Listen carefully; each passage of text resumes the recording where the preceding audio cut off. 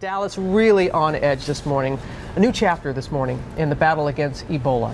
You're looking live at the apartment of the first American infected with this deadly disease here at home. And Robin, as you know, the nurse's apartment off limits right now. Hazmat teams clearing it out overnight. The whole neighborhood on alert. You heard that recording there. President Obama now calling for new measures to fight this disease. And we've got team coverage, of course, this morning. Dr. Besser is back with us. But we're going to begin with ABC's Tom Yamas outside the hospital in Dallas. Tom, good morning. David, good morning to you. Hospital officials tell us that nurse was wearing a gown, gloves, a mask, and a shield while she was treating Thomas Eric Duncan, yet somehow she still got infected with Ebola. No one knows exactly why, but this morning everyone wants answers, including the president and her own neighbors who got this required reading. Ebola guidelines from the CDC dropped off on their doorsteps. This morning, this quaint Dallas community is on high alert after neighbors learned they're now living in a possible danger zone.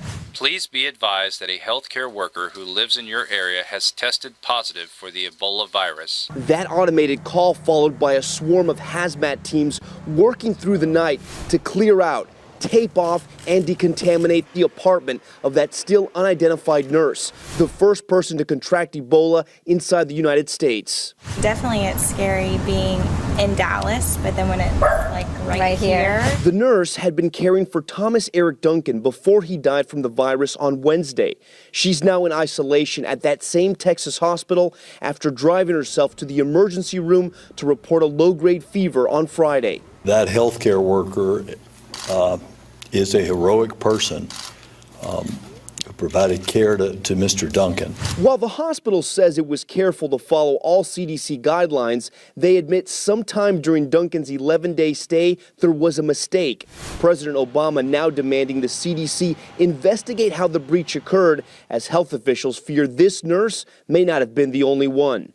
Unfortunately, it is possible in the coming days that we will see additional cases of Ebola. Right now, there are 48 people still under close watch who were exposed to Duncan before he was isolated. This nurse was not one of them, only coming into contact after he was hospitalized. Now she starts her own ring of possible exposure, extending so far to one person, believed to be a close friend or a boyfriend who came into contact with her once her symptoms became contagious.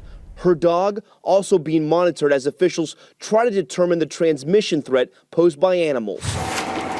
Now, the race is on to find anyone else who may have been infected. Officials are canvassing the neighborhood armed with police. And the fear of possible contagion spreading throughout the country. In Los Angeles, a United flight was quarantined on the runway after a passenger traveling from Africa complained of flu-like symptoms. Fortunately, it was a false alarm.